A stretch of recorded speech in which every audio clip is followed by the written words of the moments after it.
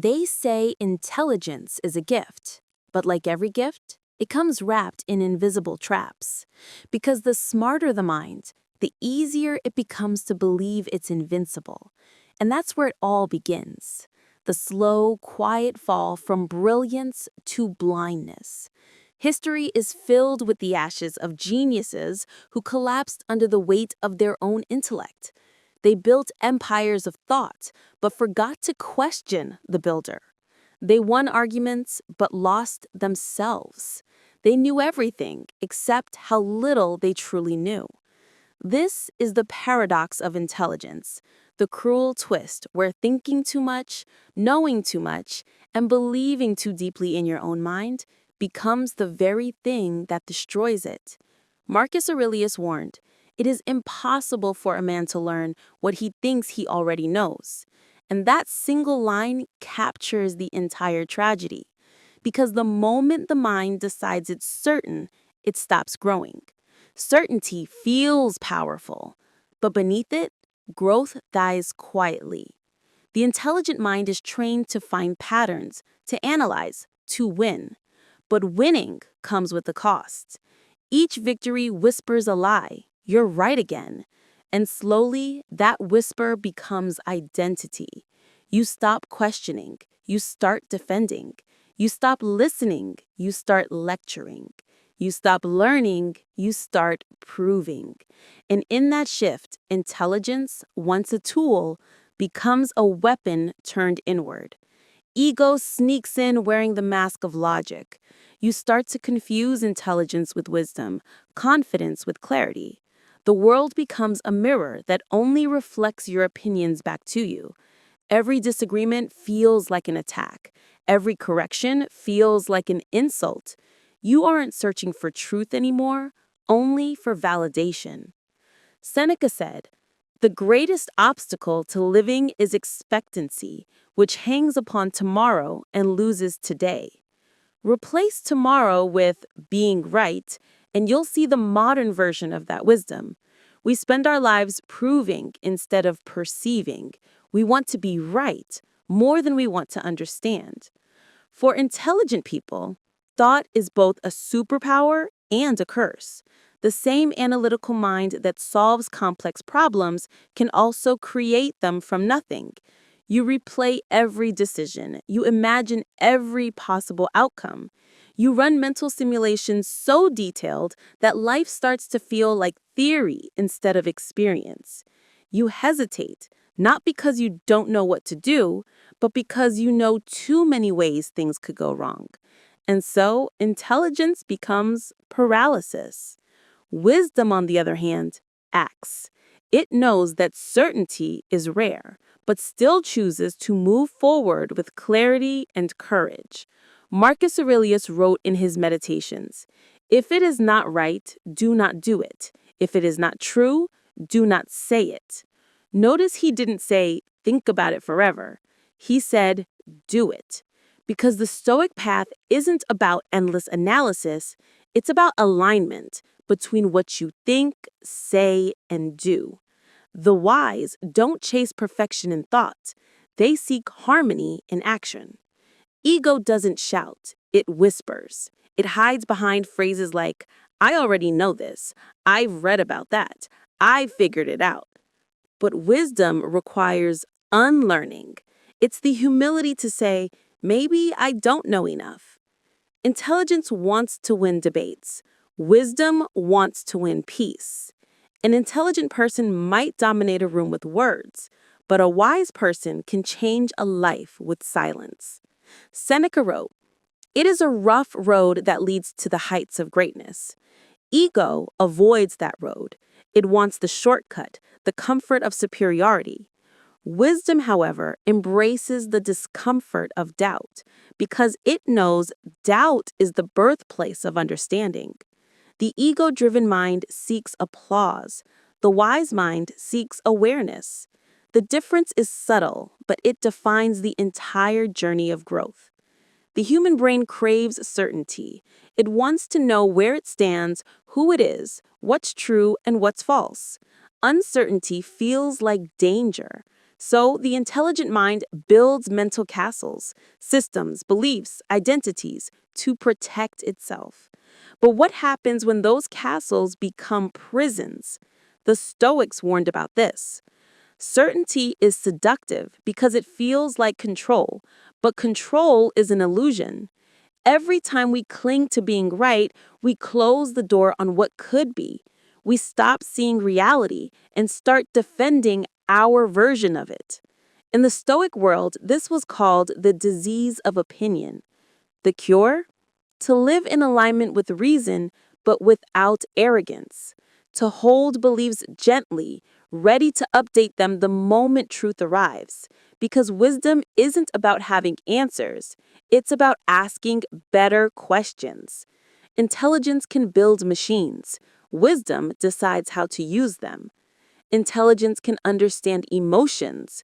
Wisdom can feel them without drowning. Intelligence can conquer. Wisdom can coexist. The difference is not in thinking, but in seeing.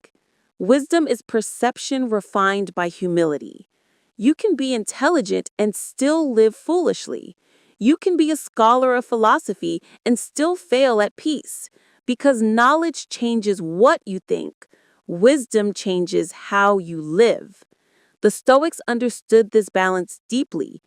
Epictetus said, "It is impossible to learn that which one thinks one already knows." So the path to wisdom begins not with addition, but subtraction. Less pride, less certainty, less noise. In that emptiness, clarity is born. Logic is a brilliant servant, but a terrible master. It explains, analyzes, dissects, but it cannot heal.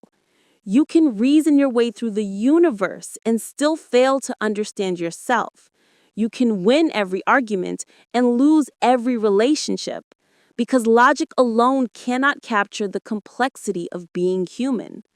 The Stoics never rejected logic. They respected it, but they knew it must be guided by virtue. Without humility, logic becomes arrogance. Without empathy, it becomes cruelty. So wisdom is logic with a soul. It's intelligence softened by compassion and disciplined by humility. There's a psychological term, the Dunning-Kruger effect. It shows that people with little knowledge overestimate themselves. But here's the twist. Highly intelligent people suffer the opposite. They underestimate what they don't know. They assume that because they're right in one domain, they must be right in others. That's the fatal trap. They stop learning, they stop listening, they stop growing. And slowly, intelligence, once their greatest strength, becomes the seed of their downfall. Marcus Aurelius warned, "Waste no more time arguing what a good man should be. Be one." In other words, stop theorizing, start embodying, because true knowledge is lived, not spoken. Imagine a room filled with noise, voices arguing, ideas clashing, thoughts racing. Now imagine the quiet that follows when the noise stops. That's where wisdom begins. It's not found in shouting your opinions, but in the calm after you stop defending them. To the Stoics, silence wasn't emptiness, it was power, a space where the mind returns to balance. When you stop needing to be right, you start becoming real. And that's the paradox. The smarter you are, the harder it is to stay quiet. But that silence, that pause, that's where understanding breathes. So, what do we do with this paradox? How do we walk the fine line between intelligence and wisdom? We start by remembering your mind is not a weapon, it's a mirror. Use it to see, not to strike. When you catch yourself seeking victory, seek clarity instead. When you feel certain, question. When you feel lost, listen. Wisdom isn't loud. It doesn't demand attention. It whispers in the pauses, hides in humility, and grows in the soil of uncertainty. Every Stoic practice, reflection, journaling, restraint, exists to humble the mind so that truth can enter.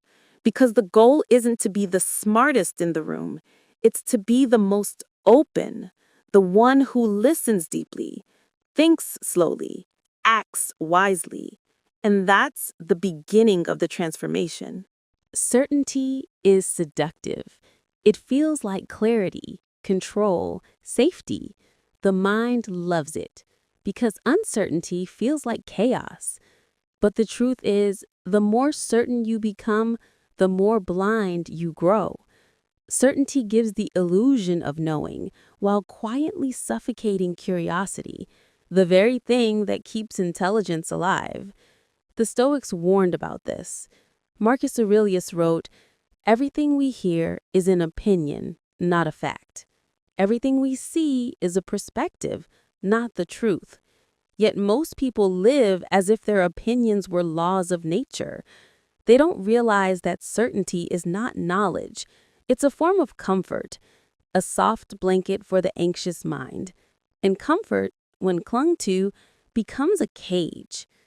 The tyranny of certainty lies in how it closes the mind while convincing you it's open. It's subtle. It starts with small things, a belief, a routine, a preference, and then without noticing, those things become identity. You stop updating your map of reality because you're too attached to the version you already have. You stop questioning because questions are unsettling. You start defending your beliefs even when they no longer serve you. Certainty makes the world small. It shrinks possibilities down to what you already understand. It kills wonder, which is the soul of wisdom. When you're certain, you don't explore, you impose. You don't learn, you declare. You don't see, you assume. The Stoics knew this danger well, that human beings suffer not from reality itself, but from their interpretations of it. Epictetus said, "It's not what happens to you, but how you react to it that matters." But certainty blinds that reaction. It hardens perception, turning every event into confirmation of what you already believe. You no longer see what is, you only see what fits. This is how intelligent people become trapped. They use their intellect not to understand the world, but to justify their existing conclusions about it. Their reasoning becomes a tool for self-defense, not self-discovery. And slowly, logic transforms into dogma. The world is full of intelligent fools who are certain of things that aren't true. They cling to outdated beliefs, old patterns, rigid ideologies, because letting go feels like death, a death of the self they've built around being right. But wisdom doesn't fear that death. Wisdom dies daily. It sheds its skin with every new realization. It lets go, it learns, it evolves. That's why it's alive. Certainty, on the other hand, fossilizes the mind. It makes you predictable, mechanical, and brittle. And when reality shifts, as it always does, the certain mind shatters. The Stoics practiced premeditatio malorum, the premeditation of adversity, not to become pessimists, but to remind themselves that life is unstable. Everything can change. Nothing is guaranteed. Certainty is the refusal to accept that truth. It's the rebellion of ego against the nature of the universe. But reality doesn't care how certain you are. It moves, it changes, it evolves. The wise move with it. The foolish resist and suffer. Think of certainty like a still pond. The surface looks perfect, calm, undisturbed, but there's no life in it, no flow. Wisdom, by contrast, is a river, messy, uncertain, constantly in motion. It accepts change, embraces turbulence, and finds strength and flexibility.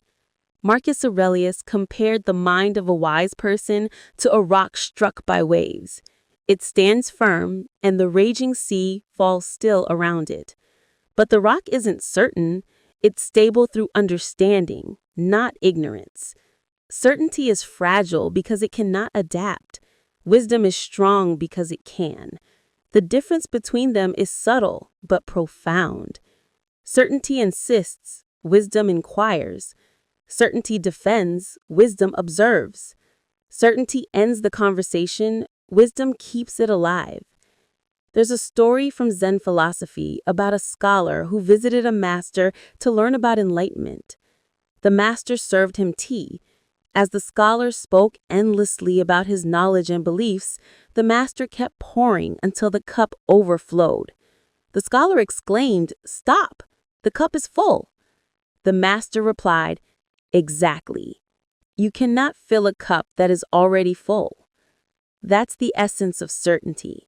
A full cup, unable to receive anything new. Intelligence fills the cup quickly. Wisdom keeps emptying it. The Stoics would agree. Humility is the act of pouring out your cup daily to make room for truth. In modern psychology, this same idea appears in what's called confirmation bias. We selectively notice information that supports what we already believe. The smarter you are, the better you become at rationalizing your own wrongness. Intelligence gives you the tools to build stronger arguments, but not necessarily truer ones. That's why intelligence can be dangerous without self-awareness, because it allows you to deceive yourself more convincingly. Certainty is self-deception perfected. It's mental laziness dressed as confidence. And yet, society celebrates certainty. We're told to speak with conviction, trust our gut, stand our ground. But wisdom whispers a different truth. Stand your ground only on what you know to be solid, and be ready to move when the ground shifts. The Stoics didn't worship certainty. They worshipped clarity. And clarity comes from seeing, not asserting. Marcus Aurelius wrote, "If someone can prove me wrong and show me my mistake, I will gladly change.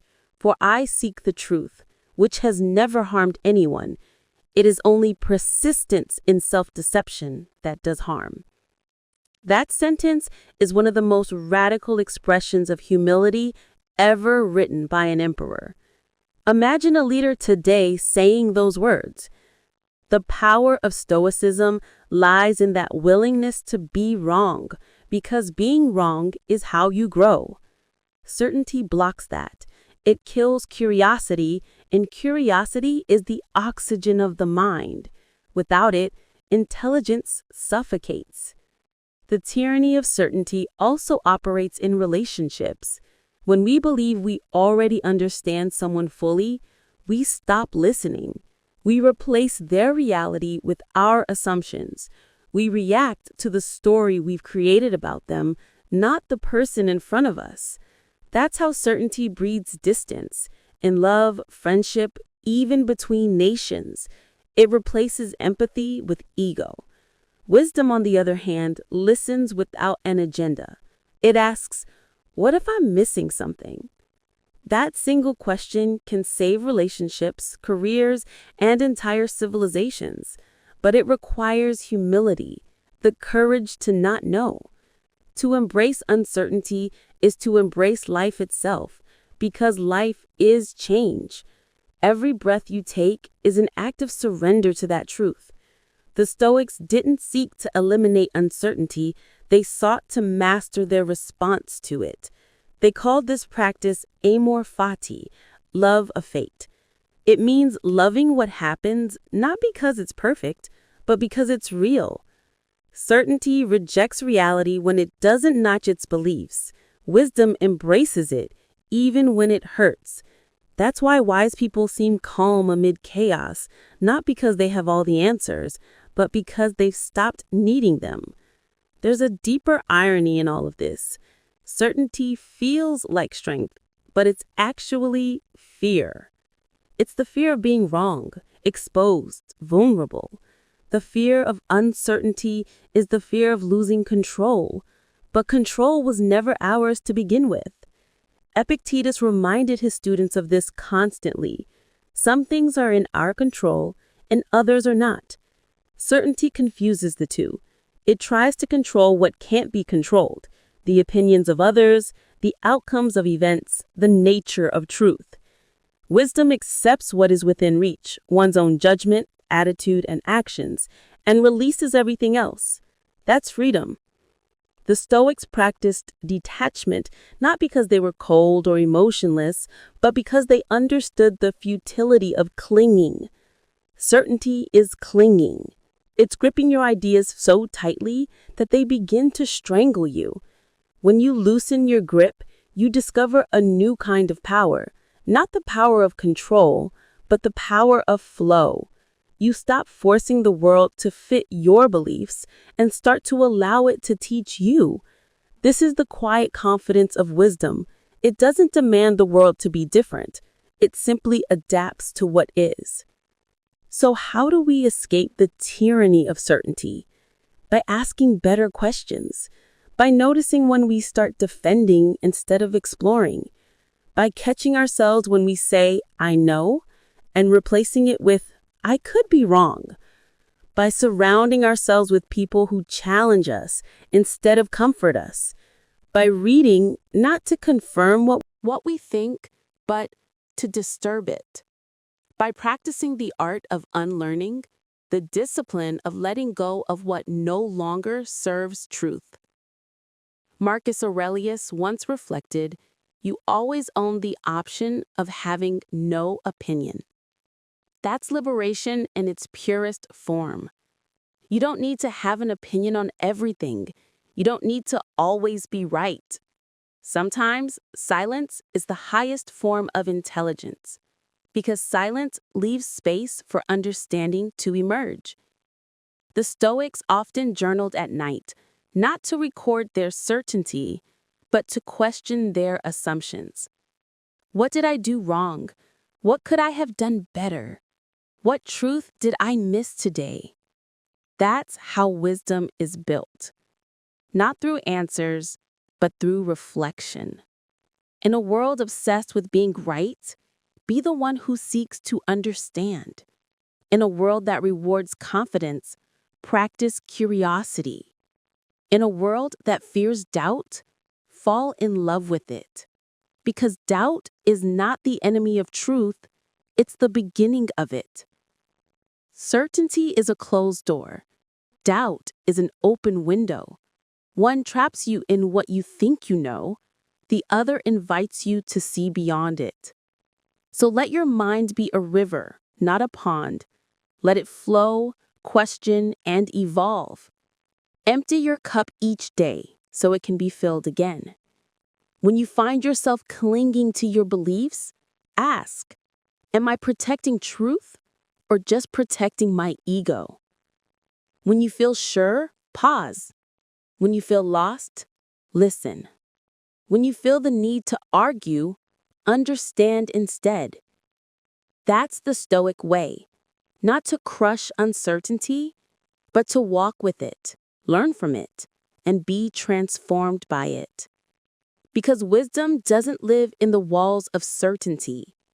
It lives in the space between not knowing and learning, between doubt and discovery, between silence and understanding.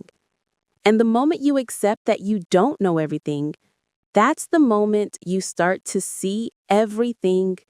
The greatest wars are never fought on battlefields. They're fought within the mind. Every intelligent person eventually faces an invisible enemy, themselves. The mind is both the architect of brilliance and the engineer of ruin.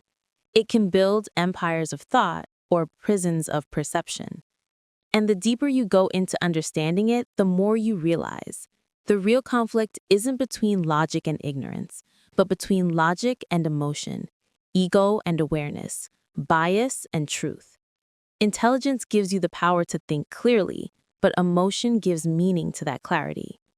When they're in harmony, the mind becomes a force of creation.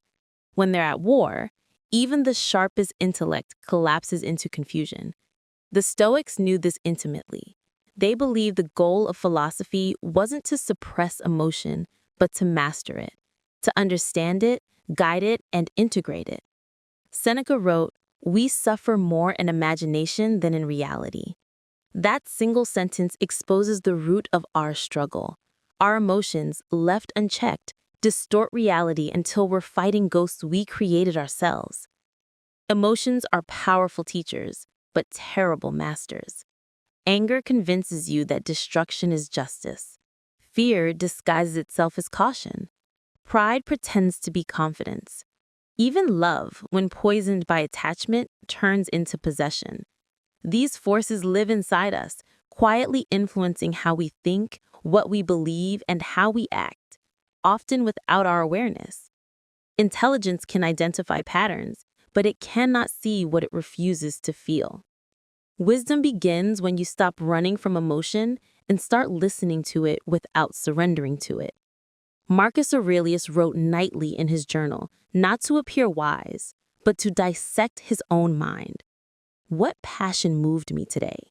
What did I fear too much? That's the battlefield, not out there, but in here. In the space between impulse and action, between emotion and understanding. Modern psychology confirms what the Stoics knew centuries ago. Emotions are not enemies, they're messages. Anger tells you your boundary was crossed. Fear tells you something valuable might be at risk. Sadness tells you something meaningful has ended. But when we ignore these messages or amplify them without reflection, we lose balance. The wise aim for equilibrium, not the absence of emotion, but the harmony of it. The Stoic ideal of apatheia is often misunderstood as apathy. It doesn't mean feeling nothing. It means not being enslaved by what you feel. Wisdom is emotional freedom. It's the ability to feel everything, yet remain steady like a tree in the wind. Ego, however, is the root of the storm. It thrives on validation and control. It feeds on comparison. It whispers, "You're better than them." And when that fails, it whispers, "You'll never be enough." Ego is both pride and insecurity, two sides of the same coin. The intelligent ego is especially dangerous because it believes it can outthink humility. It collects achievements like armor, knowledge like currency, and yet feels emptier than ever. The Stoics treated ego as an illusion, the false self that mistakes reputation for identity. Epictetus said, "If you wish to improve, be content to be thought foolish and stupid." Only the humble can truly grow because they have nothing to protect. The ego defends its image. Wisdom defends its integrity. The ego seeks applause. Wisdom seeks alignment. Bias, emotion, and ego are the three shadows of intelligence. Together, they form a fog that clouds perception. Bias tells you what to see. Emotion tells you how to feel about it. Ego tells you why you're right. And in that storm, truth disappears. The Stoics built practices to cut through the fog: reflection, journaling, negative visualization, mindfulness. Each one was a blade of clarity against the illusions of the mind. When Seneca advised his students to withdraw into yourself, he didn't mean isolation. He meant introspection, to turn inward not for escape, but for examination. To ask, what belief led me to this reaction? What expectation caused this pain? That's how wisdom sharpens, not through books, but through brutal honesty with oneself. But honesty requires courage. It's easier to debate philosophy than to confront one's own envy, easier to analyze others' motives than to admit one's own pride, easier to blame the world than to examine the lens through which we see it. That's why emotional intelligence is the true measure of wisdom. It's not how much you know, it's how clearly you can see yourself. Emotional intelligence is the bridge between knowledge and action, between thoughts and compassion. Without it, even the greatest intellect collapses under emotional weight. With it, the mind becomes light, flexible, aware, resilient. The Stoics called this awareness the discipline of assent. It means pausing before agreeing with every thought or emotion that arises. When anger says, "They disrespected you, strike back," the Stoic pauses and asks, "Is that true? Will this serve my character?" When fear says, "You're not ready, don't try," wisdom replies, "Even fear is a teacher. Let's learn. This pause is where freedom lives. Between stimulus and response lies the space of mastery. Viktor Frankl, a modern Stoic in spirit, echoed this truth centuries later. Between stimulus and response, there is a space. In that space is our power to choose our response. In our response lies our growth and our freedom. The problem isn't that we feel, it's that we react without awareness. The Stoics trained to extend that gap, to widen the space between impulse and action until understanding could enter. They visualized insults, losses, failures, so that when they arrived, they would meet them with calm instead of chaos. It wasn't detachment from life, it was preparation.